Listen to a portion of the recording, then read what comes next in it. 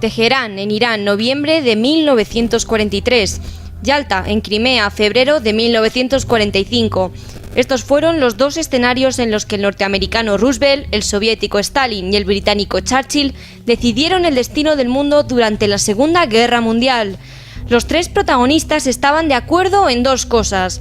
La primera, la necesidad de coordinar esfuerzos para derrotar a Alemania y Japón. La segunda, procurar que esa victoria fuera definitiva, de tal manera que Alemania no levantara cabeza y Japón quedara reducido al estatuto de nación vasalla. Ahora bien, cada cual guardaba además ambiciones para sus respectivos países, ambiciones que implicaban un perjuicio para sus otros dos socios. Comenzó así un complejo proceso de acuerdos y desacuerdos donde cada cual jugó sus cartas.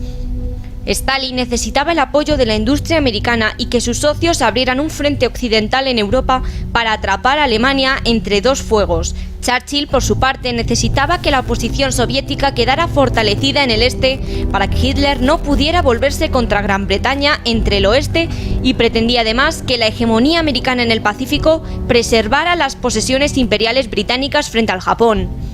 Y Roosevelt, en fin, necesitaba británicos y soviéticos para aplastar el poderío alemán en Europa y redefinir el mapa del mundo. Pero cada socio alentaba proyectos que inevitablemente lesionaban a los otros dos. Roosevelt quería desmantelar el imperio británico y convertir a los Estados Unidos en una nueva potencia hegemónica mundial.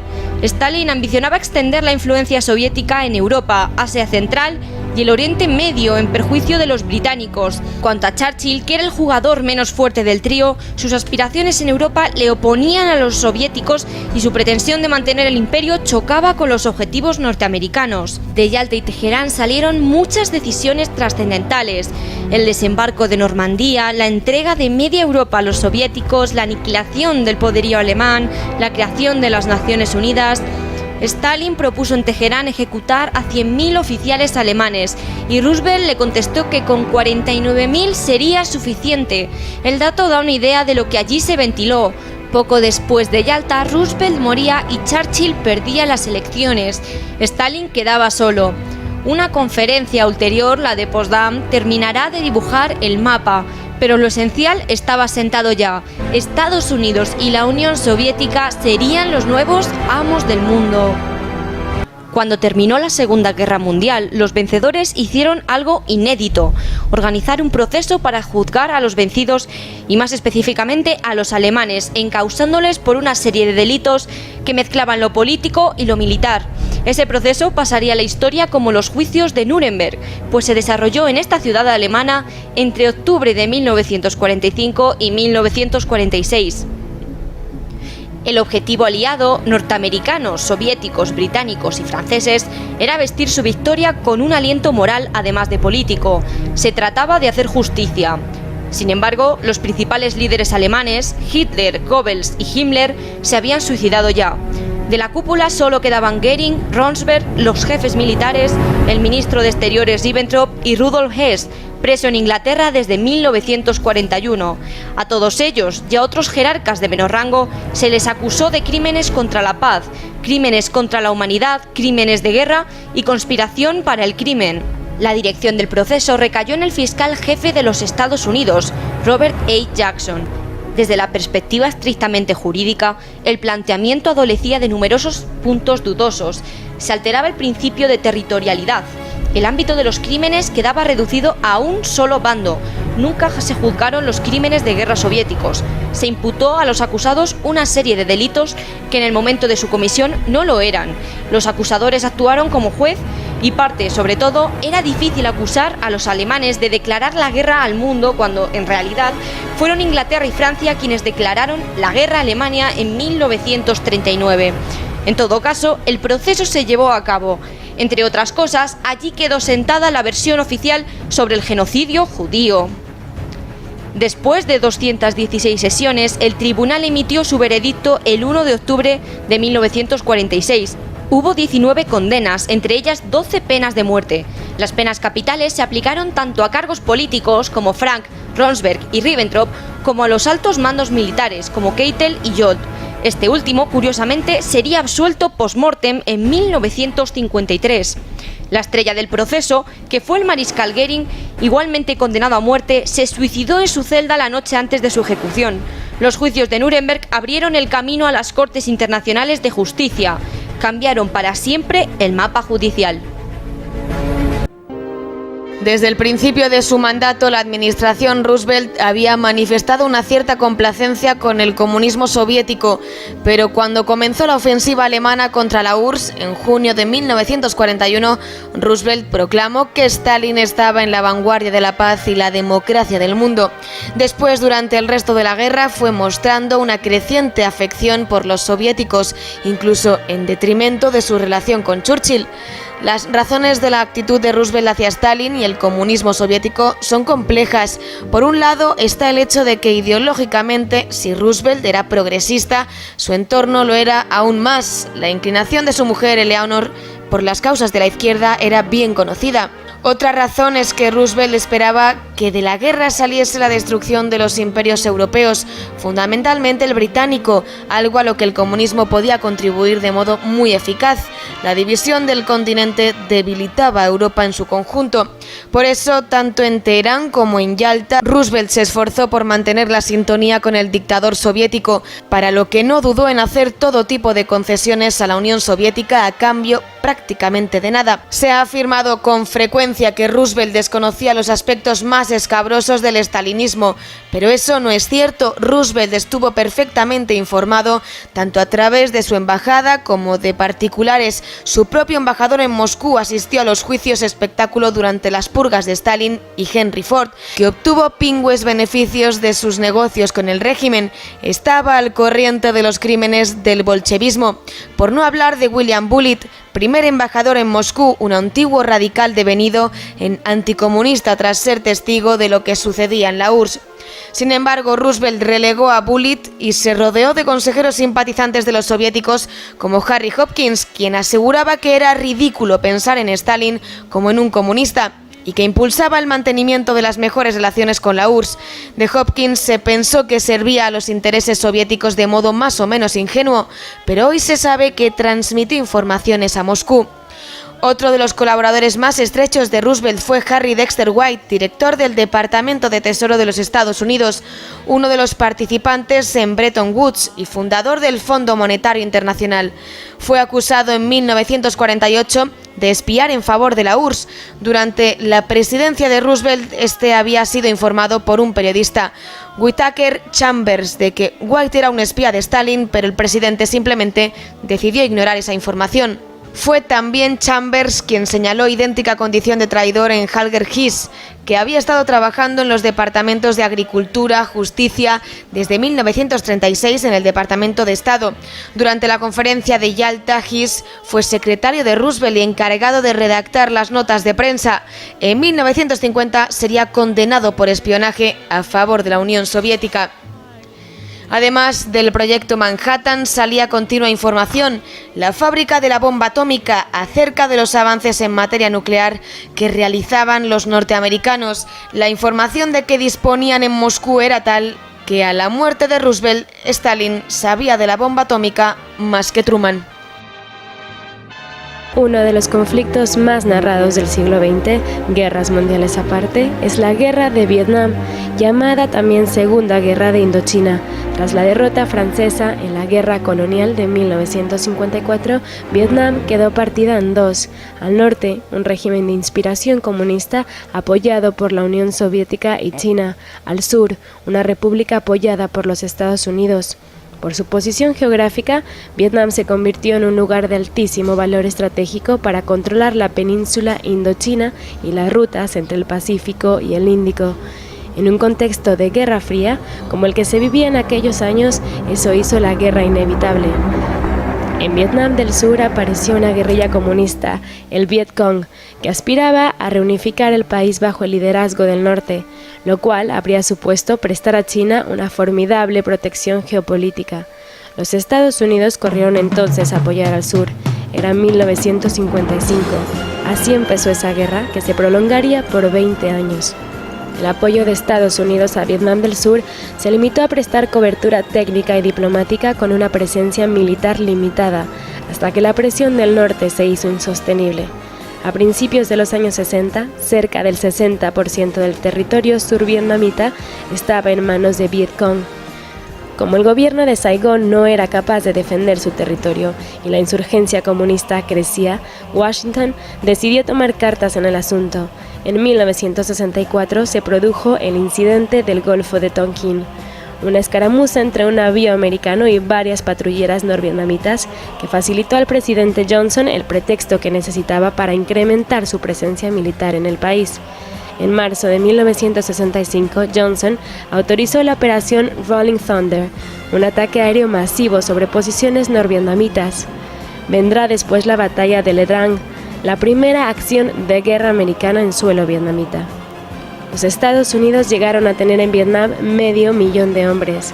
La guerra se enquistó en una interminable secuencia de ataques guerrilleros del norte y bombardeos americanos. Hacia 1968, Washington estaba seguro de ganar la guerra, pero la contraofensiva norvietnamita de aquel año cambió el rumbo de la contienda. Poco podían imaginar los americanos que aquello iba a convertirse en un auténtico trauma nacional.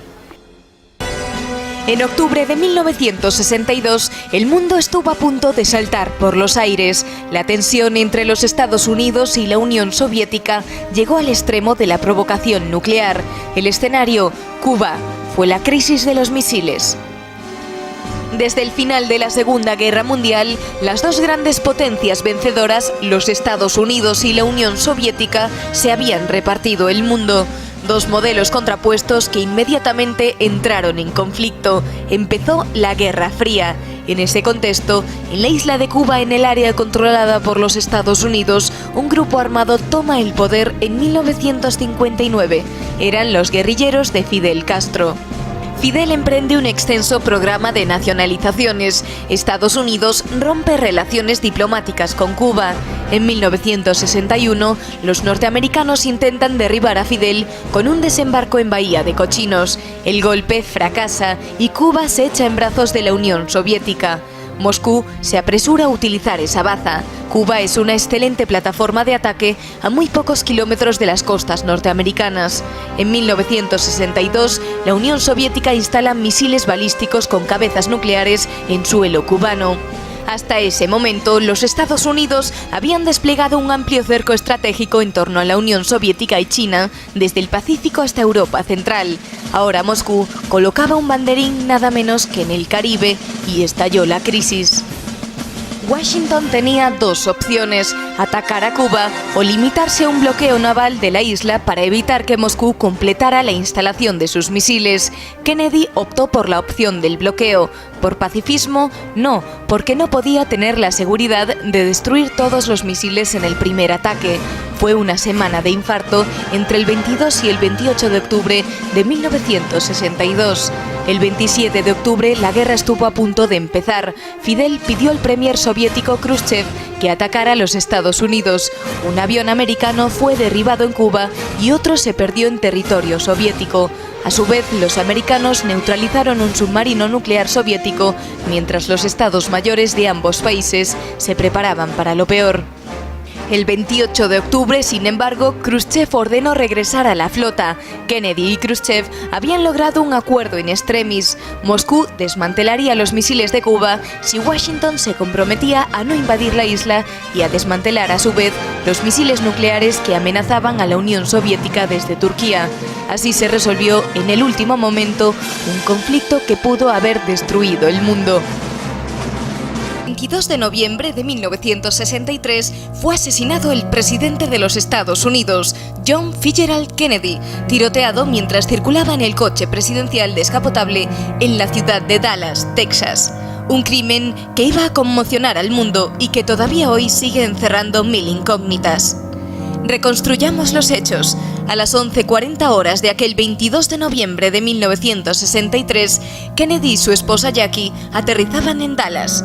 Kennedy aún no había cumplido su tercer año como presidente, con una agenda extremadamente complicada: crisis de los misiles con la Unión Soviética, conflicto de la segregación racial de los negros, intento de invasión de Cuba en Bahía de Cochinos, polémicas medidas económicas y sociales con enorme aumento del gasto público, todo ello envuelto en una sobreexposición mediática a compás con el indudable carisma de Kennedy.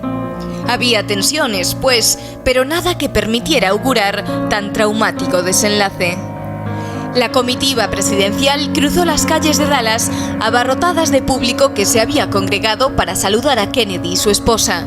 Cuando el automóvil del presidente enfiló por Elm Street, frente al edificio del almacén de libros escolares de Texas, se escuchó el primer disparo. Eran las 12:30 horas. La bala se desvió en un árbol y rebotó en el cemento. 3 segundos más tarde, un segundo disparo alcanzó al presidente por detrás, en la espalda, y salió por su garganta. Kennedy se llevó las manos al cuello. Jackie, su esposa, gritó: «Han disparado a mi marido». En el asiento delantero del vehículo, el gobernador John Connally también había sido alcanzado por un disparo que le entró por la espalda y le salió por el pecho. Entonces se escuchó un tercer disparo que impactó de lleno en la cabeza de Kennedy. Jackie, horrorizada, gritó: «Mi marido está muerto, tengo su cerebro en mis manos». El vehículo salió a toda velocidad hacia el hospital. Fue imposible reanimar al presidente. Tenía el cráneo destrozado. 40 minutos después del atentado, John Fitzgerald Kennedy era declarado muerto. Apenas hora y media después del asesinato fue detenido el presunto autor, Lee Harvey Oswald. En el almacén de libros donde Oswald trabajaba se encontró el arma del crimen, un fusil de cerrojo Carcano M95-38 con mira telescópica. Oswald negó haber matado a Kennedy. En cualquier caso, 2 días después, era asesinado a su vez por un gángster de poca monta, Jack Ruby. La comisión oficial que investigó el asesinato culpó sin ambagajes a Oswald. En 1979, sin embargo, una comisión del Congreso que había abierto el caso descubrió 4 disparos, lo cual demostraba un segundo tirador. La tesis de la conspiración ganaba fuerza. Desde entonces, la pregunta sigue sin responder. ¿Quién ordenó matar a Kennedy? En la guerra de Vietnam hubo 2 clases de españoles. Unos primero los que combatieron en la Legión extranjera francesa a finales de los años 50, los otros después los que en 1966 envió Franco como ayuda médica para el contingente norteamericano, hasta 50 médicos militares españoles que ahí iban a escribir un episodio fascinante. Recordemos el contexto. En 1965 el presidente americano Johnson lanza una ofensiva contra el régimen comunista de Vietnam del Norte. El objetivo, mantener un pivote estratégico en la península de Indochina. Johnson pide ayuda a sus aliados. Enviarán tropas a Australia, Nueva Zelanda, Camboya, Tailandia. En España, Franco recibe una petición de ayuda militar. Responde con una larga carta donde declina la propuesta y ofrece su juicio sobre la cuestión. No habrá ayuda militar española, pero lo compensa con otra cosa. En abril de 1966, el Estado Mayor Central envía una instrucción a las capitanías generales en busca de médicos voluntarios. No se quiso médicos civiles, se buscó expresamente en el Cuerpo de Sanidad Militar del Ejército de Tierra. Los voluntarios serán 12. De inmediato fueron enviados a Go Cong, en el delta de Mekong, al sur del Vietnam. Los médicos militares españoles se instalaron en un viejo hospital de aquella pequeña ciudad de 30.000 habitantes, a 45 kilómetros de Saigón. En total, en sucesivos relevos, 50 españoles trabajarán ahí durante 5 años, hasta octubre de 1971. ¿Y qué hacían? Sanar a destajo, y no exactamente como médicos de combate. Por las manos de los nuestros pasarán sobre todo civiles survietnamitas y también, claro, soldados del Viet Minh y norteamericanos. Y además, no pocos guerrilleros del bando enemigo. Repertorio: tuberculosis, tifus, paludismo, disentería y además mutilaciones por minas y quemaduras por napalm. Como en otros escenarios de ayer y de hoy, la población local prefería a los médicos españoles antes que los americanos. Nuestro trato era más humano. Era difícil reconocer a los españoles en faena. Durante las horas de trabajo vestían el uniforme americano, pero en las horas de descanso se apresuraban a ponerse sus uniformes españoles. En casa, el público español apenas se enteró de este episodio. Poco más que una nota publicada en la Nochevieja de 1966 en el ABC, y sin embargo, ahí estuvieron los nuestros. Aquellos 50 médicos y enfermeros fueron la contribución de Franco a la guerra de Vietnam. El 30 de abril de 1975, un helicóptero norteamericano sacaba in extremis de Saigón, capital de Vietnam del Sur, al embajador de los Estados Unidos. El embajador salía con la bandera plegada. Los Estados Unidos se habían dejado allí 60.000 hombres en una guerra larga y crudelísima que había causado más de 3 millones de bajas, civiles incluidos. Desde 2 años atrás, Washington había retirado de allí a sus tropas, pero la entrada de Vietcong en Saigón fue también una derrota de los Estados Unidos. ¿Por qué perdieron los Estados Unidos en Vietnam? La guerra, propiamente dicha, había empezado para los americanos en 1965, cuando Johnson decidió intensificar su presencia en la guerra civil que sacudía el país desde años atrás entre el comunista Vietnam del Norte y el proamericano Vietnam del Sur. Los éxitos iniciales hicieron pensar en una victoria rápida, pero la guerra se enquistó en un escenario selvático donde todo el potencial norteamericano apenas hacía mella en un enemigo inaprensible. La ofensiva del Tet y la batalla de la colina de la Hamburguesa en 1968 supusieron un giro radical. El alto número de bajas norteamericanas hizo aquella guerra tremendamente impopular en los Estados Unidos. Washington tenía que lidiar ahora con un enemigo mucho peor que el Vietcong, la propia presión interior. El nuevo presidente Nixon alentó un espinoso camino de negociaciones diplomáticas. La guerra, sin embargo, se complicó al extenderse a Camboya y Laos, rutas habituales de las tropas de Vietnam del Norte. En un paisaje enloquecido, Washington logró sacar adelante unos acuerdos de paz en 1973, los Acuerdos de París, que le permitieron salvar la cara ante su propia opinión pública. Los Estados Unidos abandonaban el campo en pleno trauma nacional, pero con cierto honor. Ahora bien, los vietnamitas seguían decididos a prolongar su guerra, de manera que los norteamericanos, que no podían dar la espalda a su aliado, mantuvieron su presencia política y técnica junto al sur. Todo se vino abajo en abril de 1975, cuando la presión del norte hundió literalmente la moral de la población del sur. Las últimas imágenes de la guerra fueron las de las masas ingentes apiñándose ante la embajada norteamericana para salir del país. No pudieron. La guerra de Vietnam demostró que las grandes superpotencias del momento no eran invulnerables. Un enemigo decidido podía vencerlas siempre que combinara adecuadamente guerra convencional, política, guerra irregular y comunicación. Fue esa mezcla lo que derrotó a los Estados Unidos en Vietnam. Muy pocos años después, una combinación muy parecida derrotaría a la otra gran superpotencia, la Unión Soviética en Afganistán. El mayor genocidio de todos los tiempos, en términos proporcionales, no fue el soviético o el chino, sino el de otro régimen comunista, el del Khmer Rojo en Camboya, el Partido Comunista de Kampuchea, que en menos de 4 años exterminó a más del 25% de la población, un auténtico baño de sangre. Pongámonos en contexto.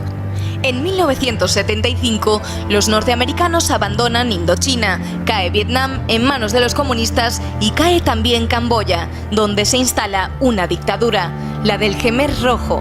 Khmer quiere decir camboyano, una organización maoísta radical. El Khmer Rojo tiene un plan, una revolución social de carácter total. Convertir Camboya en la utopía demencial de una república comunista de campesinos, ejecutar de un solo golpe los terroríficos cambios ejecutados en China por Mao Zedong durante 25 años. Todo lo que perteneciera al pasado tenía que ser destruido. Había que reconstruir psicológicamente a los individuos para cambiar completamente a la sociedad. La receta, utilizar el terror para desintegrar a las bases, las estructuras y las fuerzas tradicionales que organizaban la vida social y reconstruirlas después de acuerdo con las doctrinas del partido. Quienes concibieron la operación fueron burgueses e intelectuales muy alejados de la vida agraria. Su masa de maniobra serán campesinos fanatizados en una atmósfera vengativa de guerra civil, y fue el caos. La capital, Phnom Penh, fue literalmente vaciada. 3 millones de personas empujadas a la campiña suburbana, a tiros, saqueos y asesinatos. Los hospitales evacuados a punta de pistola. Miles de enfermos murieron a la intemperie. Después llegó el turno de las bibliotecas, los museos, los archivos, los bancos, finalmente los domicilios particulares. Todo ardió a golpe de granadas, frecuentemente con la gente dentro.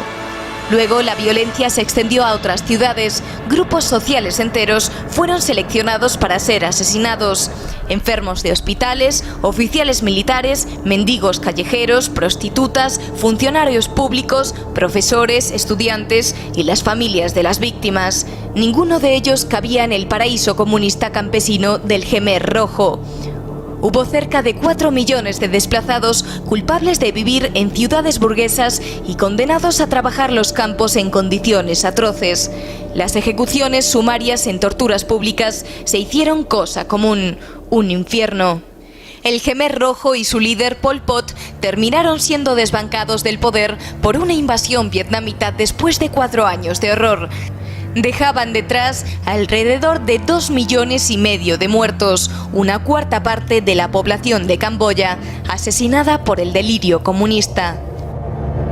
Uno de los personajes más decisivos del siglo XX, eso fue el presidente norteamericano Ronald Reagan. ¿Por qué? Porque con él acabó realmente la Guerra Fría, dio el empujón definitivo que hundió al bloque soviético y después de él los Estados Unidos eran la indiscutible potencia hegemónica mundial.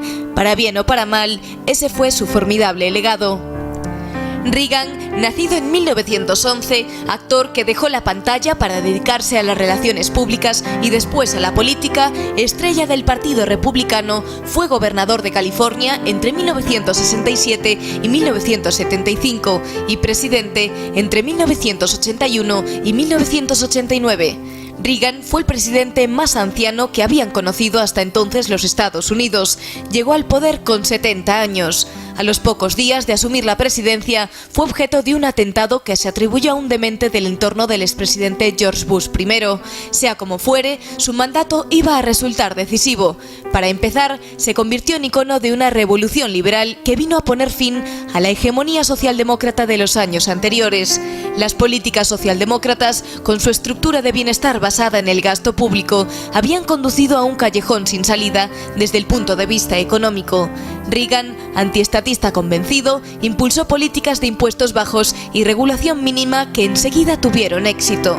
Todo ello envuelto en un patriotismo sincero, una adhesión expresa a los valores tradicionales, la familia, religión, propiedad, etc., y un estilo de optimismo vital que se contagió a otras formaciones políticas de derecha en todo el mundo. En su tiempo se habló de revolución conservadora y en buena medida lo fue. En política internacional, Reagan fue el presidente del pulso final con la Unión Soviética. A principios de los años 80, la Unión Soviética era todavía un gigante con misiles nucleares en los dientes. Sin embargo, era un gigante con pies de barro y la guerra de Afganistán lo demostraba todos los días. Reagan reunió al Estado Mayor norteamericano, preguntó en qué partida militar superaban a la URSS y al Pacto de Varsovia y tras recibir respuestas negativas en cada una de estas, les dijo: hay algo en lo que somos claramente superiores a ellos, en dinero. De este modo, lideró unas ingentes inversiones en defensa, en una tecnología que se llamaría Guerra de las Galaxias y que obligó al otro lado del muro de Berlín a hacer un sobreesfuerzo presupuestario que aceleró la quiebra de las economías socialistas y con ella la caída del propio muro y de los sistemas totalitarios en Europa. Después de Reagan, el mundo fue otro.